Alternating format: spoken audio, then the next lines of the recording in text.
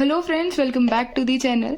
सो आज की इस वीडियो में हम डिस्कस करने वाले हैं अबाउट दी वैदिक कल्चर। ठीक है, मैंने देखा है जनरली स्टूडेंट्स जो हैं वो बहुत कंफ्यूज रहते हैं। ये जो टाइम पीरियड है ना, इसमें स्टूडेंट्स बहुत कंफ्यूज रहते हैं। हमारा ऋग्वेदा, सामवेद, अर्थवेद किस टाइम पर लिखा गया, वो क्या कंटेन करता है, उनका एग्जैक्ट टाइम पीरियड क्या रहा है, तो ये एक कन्फ्यूजन है। इसी में फिर उपनिषद आ जाते हैं, हमारे अर्णक्यास आ जाते हैं। तो आज हम इसी को डिस्कस करने वाले हैं। ये वीडियो आपके लिए बहुत यूजफुल होने वाली है, यानी कि आपके जो वेदास को लेके या फिर इस टाइम पीरियड को लेके जो भी डाउट्स हैं वो होपफुली क्लियर हो जाएंगे। इसके नोट्स जैसे कि आपको इंस्टाग्राम पर मिल जाएंगे, लिंक मैं आपको डिस्क्रिप्शन में प्रोवाइड कर दूंगी। इसके साथ साथ हम इसकी ज्योग्राफी और इसकी पॉलिटी एंड रिलीजन को भी डिस्कस करेंगे।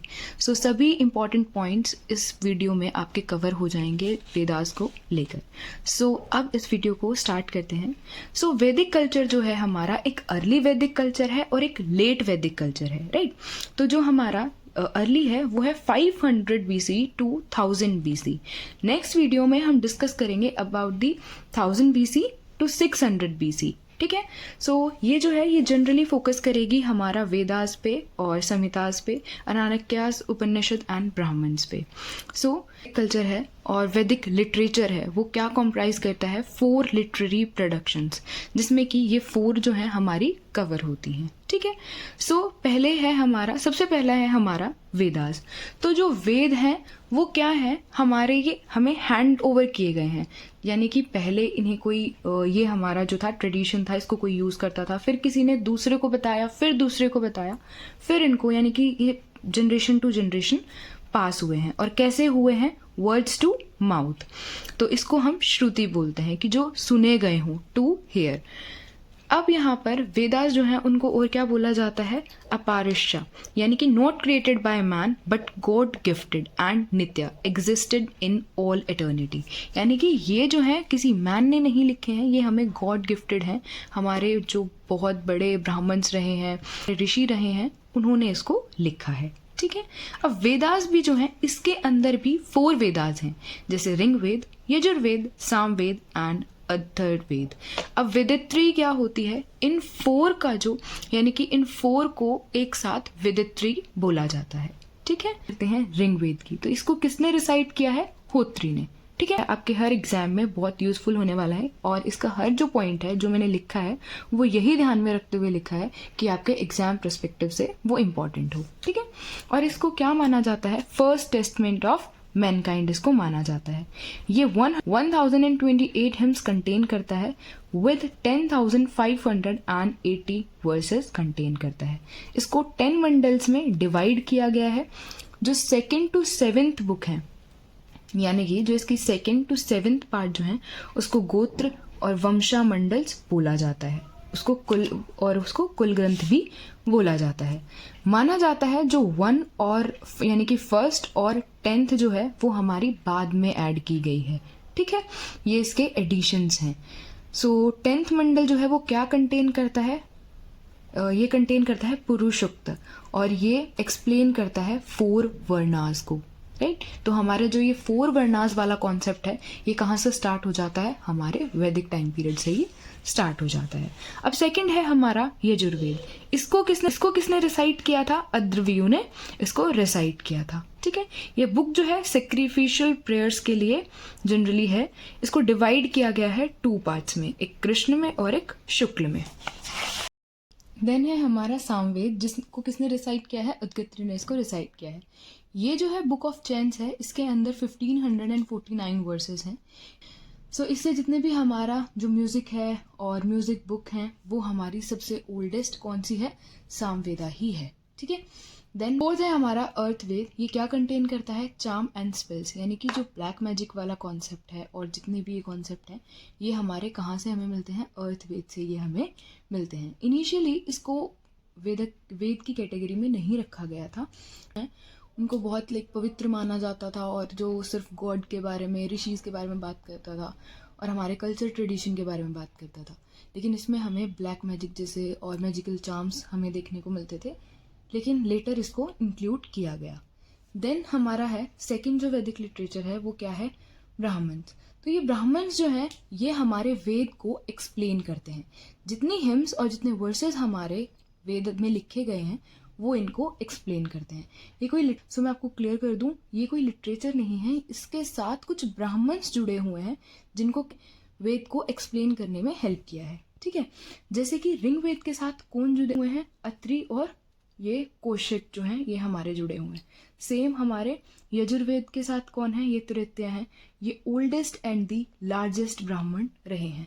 तो यही जो है ये कुछ आपके इम्पोर्टेंट बन जाते हैं कि हमारे सबसे लार्जेस्ट एंड ओल्डेस्ट ब्राह्मण कौन से हैं, तो वो यजुर्वेद के हैं और तृतीय एंड शतापित जो हैं वो हैं। देन सामवेद के साथ कौन से ब्राह्मण जुड़े हुए हैं, अर्थवेद के साथ कौन जुड़े हुए हैं, गोपित और ये सब।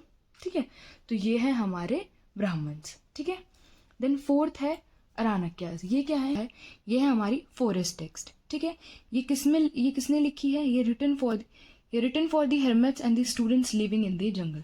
सो जंगल लाइफ और जंगल स्टूडेंट्स के लिए ये जो है ये लिखी गई है। देन है हमारा फोर्थ उपनिषद। ठीक है, उपनिषद जो है ये भी बहुत इंपॉर्टेंट पार्ट बन जाता है हमारे वैदिक लिटरेचर का। तो अब ये आपकी कंफ्यूजन यहाँ से दूर हो जाएगी कि उपनिषद जो है वो किस टाइम पीरियड का पार्ट है या कब लिखे गए थे, तो वो इसी तरह लिखे गए थे। अब इसको वेदांत भी बोला जाता है, वेदांता भी इसको बोला जाता है, और इसके अंदर टोटल 108 उपनिषद हैं। सबसे ओल्डेस्ट इसमें कौन है, बृहन्नायक जो है वो ओल्डेस्ट उपनिषद है हमारा। ठीक है, अब हम बात करते हैं वेदास की पॉलिटी की। पॉलिटी कैसी रही है, सोसाइटी कैसी थी, कल्चर कैसा था, एक लाइफ तो तब भी रही होगी ना हमारे वेदास के टाइम पे। तो ये जो लाइफ है यानी कि जो वैदिक कल्चर है, वैदिक लिटरेचर है, ये फोकस करती है अफगानिस्तान और हमारा नदर्न वेस्टर्न पार्ट जो है इंडिया का, इस पे जो है इसका मेजर फोकस रहा है।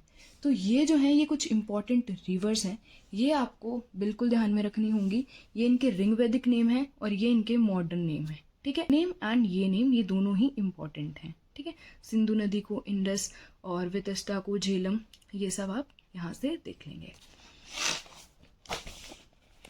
देन हमारी ज्योग्राफी मेन कहाँ पर है, ऋग्वैदिक पीपल अपने आप को क्या बोलते थे कि वो आर्यंस हैं, और ऐसा बोला जाता है कि आर्यंस ने वेदास को लिखा है, ये उस टाइम पर आए थे। Were confined in the area which confined to the area of Sapta Sindhu, और ये किस एरिया से थे, सप्त सिंधु। इसका मतलब क्या होता है, सप्त का मतलब है 7। ठीक है, जहाँ पर ये 7 रिवर्स हमारी थी वहाँ पर ये इस एरिया में ये रहते थे। ठीक है, और सिंधु की 5 ट्रिब्यूटरीज और थी जो इसके साथ थी। ठीक है, अब यहाँ पर हमें देखने को मिलता है इसी टाइम पीरियड पे एक दशराजन वॉर होती है। ये बहुत इंपॉर्टेंट वॉर होती है इस टाइम की। इसमें क्या होता है, यहाँ पर हमारे सुदास जो होते हैं, ठीक है, जो कि भारत किंग होते हैं, किसके, ट्रेटस फैमिली के ये होते हैं, ये 10 किंग के साथ अपनी फाइट करते हैं। ठीक है, इसका रिजल्ट क्या आता है, सुदास जो होते हैं वो जीत जाते हैं, और ये कहाँ पर लड़ी जाती है, तो बैंक ऑफ पुरशनी यानी कि रावी रिवर के पास ये बैटल जो है वो फॉट की जाती है। ठीक है, देन इसकी पॉलिटी की बात करते हैं, यानी कि उस टाइम पर कैसी पॉलिटी थी। तो जो पुरोहित होते थे हमारे, वो क्या होते थे, डोमेस्टिक प्रीस्ट होते थे। ये फर्स्ट रैंकिंग ऑफिशियल इनको माना जाता था। ऑफिशियल हमें देखने को मिलते हैं जिनको सेनानी यानी कि आर्मी चीफ बोला जाता था। देन ग्रामीण हेड ऑफ द विलेज होता था, और ये यहाँ पर यूनिट है और ये यहाँ पर इनके हेड हैं। तो वहाँ पर पूछ लिया जाता है, मैंने इसको देखा है, इस क्वेश्चन को काफ़ी जगह देखा है, कि जो हमारे कंट्री हेड हैं या फिर जन हैं और ग्राम को क्या बोला जाता था ऋग्वैदिक टाइम पीरियड पे, इनके हेड को क्या बोला जाता था। तो ये बहुत अच्छे से आप याद कर लेना। कुल क्या होती थी, फैमिली होती थी, और इनके हेड कौन होते थे, कुलप। ग्राम जो होता था वो विलेज होता था, ग्रामीणी उसके हेड होते थे। ऐसे ही ये आप अपने माइंड में रखना। ठीक है, यहाँ पर अगर हम बात करें कमेटीज की, असेंबलीज की, तो उस टाइम पर भी एग्जिस्ट करती थी ये सभा, समिति, विधाता एंड गणा। ये इंपॉर्टेंट असेंबलीज रही हैं उस टाइम पीरियड की। सभा और समिति के पास क्या थी, ये पावर थी कि वो एक आर्बिट्री चेक कर सकती हैं किस पे, किंग रूल पर। ठीक है, तो इनके पास कुछ पावर्स होने का भी हमें एविडेंस मिलता है। अब सोसाइटी कैसे कॉम्प्राइज करती थी, तो 4 वर्णास में, यानी कि ब्राह्मण, क्षत्रिय, वैश्य एंड शूद्रास, इस टाइप से हमारी जो है सोसाइटी एग्जिस्ट करती थी। यानी कि जो हमारा ये कल्चर है 4 वर्णास का, ये वैदिक टाइम पीरियड से चला आ रहा था। ठीक है, यहाँ पर ये हमें क्लियर होता है। फिर यूनिट जो है सोसाइटी, वो कैसे होती थी, मोनोगेमस होती थी और पेट्रियार्कल होती थी, यानी कि होंगे वो अपने मेट्रियार्कल और पेट्रियार्कल साइड को अडॉप्ट करेंगे। फिर मेंबर जो है सेम फैमिली के वो क्या है, वो डिफरेंट पोजीशन ले सकते हैं, यानी कि अगर फैमिली का इंसान जो है वो म्यूजिशियन भी हो सकता है, वो टीचर भी हो सकता है, वो फिजिशियन भी हो सकता है। ऐसे एविडेंसेस हमें यहाँ से मिले हैं। रिलीजन जो है यहाँ पर another important part of Rig Veda time period. So यहाँ पर 33 गॉड्स जो हैं वो क्लासिफाई किए जाते हैं और इनको इम्पॉर्टेंट माना जाता है। इन तीनों गॉड्स को डिफरेंट कैटेगरी में डिवाइड किया है, यानी कि टेरेस्ट्रियल, इंटरमीडिएट एंड सेलेस्टियल। ठीक है, यानी कि पृथ्वी स्थना, देन अंतरिक्ष स्थना एंड दयोस्थना। अब पृथ्वी पर कौन से गॉड होंगे हमारे, जो ऑब्वियसली जो कहाँ एग्जिस्ट करेंगे, पृथ्वी पर ही, हमारे टेरेस्ट्रियल, जैसे अग्नि, सोम, रिवर, ये हमें कहाँ दिखते हैं, अपने पृथ्वी पर ही दिखती है ना।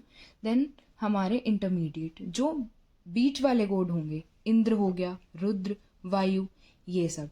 देन सेलेस्टियल, ये होते हैं सन, जो बिल्कुल हमें ऊपर मिलेंगे, यानी स्काई में, और उससे ऊपर जो भी हमारे सोलर और ये सब, वो हमें इस पार्ट में दिखते हैं।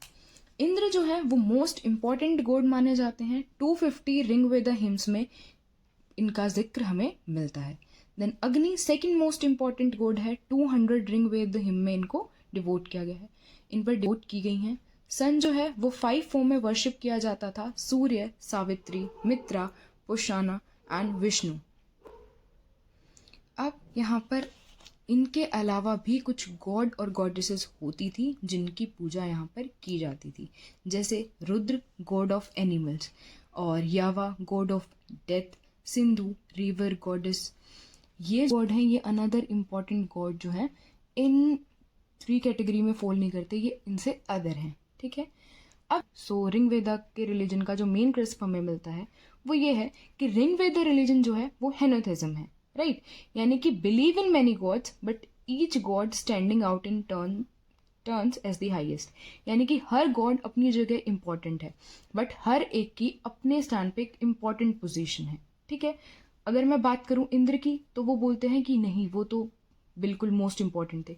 फिर अगर दूसरी तरफ मैं किसी और गॉड की बात करती हूँ तो वो बोलते हैं नहीं, वो इंपॉर्टेंट थे, यानी कि हर गॉड की अपनी एक इंपॉर्टेंस थी उनके प्लेस पे। ठीक है, सबको ही यहाँ पर इंपॉर्टेंट माना जाता है। देन सेक्रीफाइसेस भी कंसिस्ट करते थे उस टाइम पर, मिल्क, घी, ग्रेन, केटल, इन सब से। इस वीडियो से आपके सारे डाउट्स क्लियर हो गए होंगे। नेक्स्ट वीडियो में हम डिस्कस करेंगे 1000 BC टू 600 BC, ठीक है, लेटर वैदिक एज, तो वो भी आपके लिए बहुत बहुत यूजफुल होने वाली है। नोट्स जो हैं वो आपको इंस्टाग्राम अकाउंट से मिल जाएंगे, लिंक मैं आपको अभी डिस्क्रिप्शन में प्रोवाइड कर दूंगी। सो मिलते हैं नेक्स्ट वीडियो में, तब तक के लिए बाय बाय।